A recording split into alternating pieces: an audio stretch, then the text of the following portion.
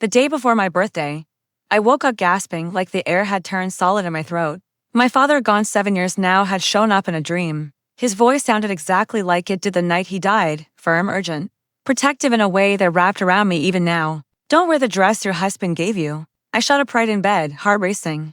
Because that dress, the one folded so neatly inside the garment bag, had arrived only 2 days earlier. A gift from my husband. A surprise. A gesture of love. And yet something in that dream felt more real than the man asleep beside me. I didn't scream or shake him awake. I just stared at the garment bag hanging on the closet door, still perfect, untouched, waiting. When I finally drifted off again, I lay stiff, already sensing something was wrong. Something my father had seen long before I did. When I first met my husband, he felt like calm water, the kind you mistake for death.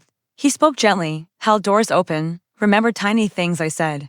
I mistook all of it for love. He wasn't perfect, but his flaws seemed small, manageable. Late nights at work, a phone always face down, a guest toothbrush that appeared one day. Still, I married him. I loved him with everything I had, convinced he felt the same. He told me I was his piece. I didn't realize I was just his cover. The signs weren't subtle. Looking back, they were precise. He stopped meeting my eyes. He only touched me when others were watching. His lies slid out too easily, too practiced. But the real breaking point was quiet, a message on his smartwatch, still on his wrist when he stepped into the shower. A name I'd never seen.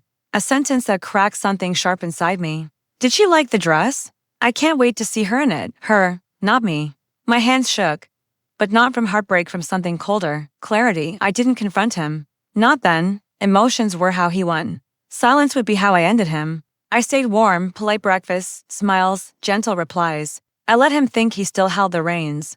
Meanwhile, I tracked everything. His hidden accounts, his real late-night stops. The woman he thought would replace me. She wasn't his soulmate, she was leverage in whatever twisted plan he believed he was pulling off. But the dress was different. Why push so hard for me to wear it to my birthday dinner? Why did the seam feel so stiff? I took it to my own seamstress, not the one he suggested. When she opened the lining, her face went pale. Inside was a tiny black pin. A transmitter. He wasn't just cheating, he was monitoring me, recording me, setting something up. A trap, insurance, whatever game he was planning. I was done being the quiet little piece on his board. First, I protected everything. My accounts, my inheritance, my father's property moved out of his reach without a sound.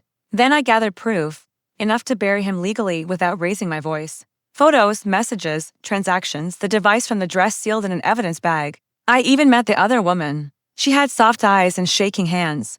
She had no idea the man she loved was married, or that he planned to pin something on me. Fraud. Infidelity, something to break me before he walked away. I didn't blame her. I just told her the truth. She cried.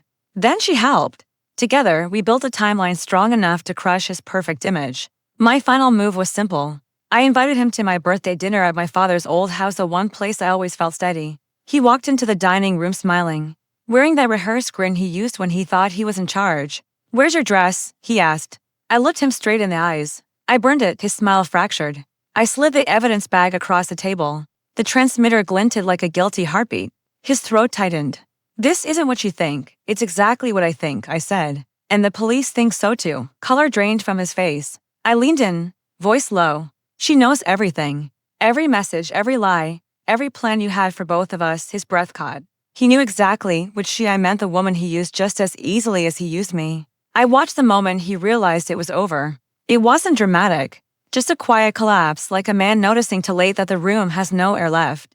He tried to speak, but I stood. "You wanted to know who took your place," I said. "My father did. He came back to warn me. Even in death, he protected me more than my husband ever did while alive." I walked out before he could rise. Left him there, small, exposed, crushed under the weight of his own cruelty. He didn't follow. He couldn't. By morning, everything was finalized, the accounts frozen, the legal filing submitted.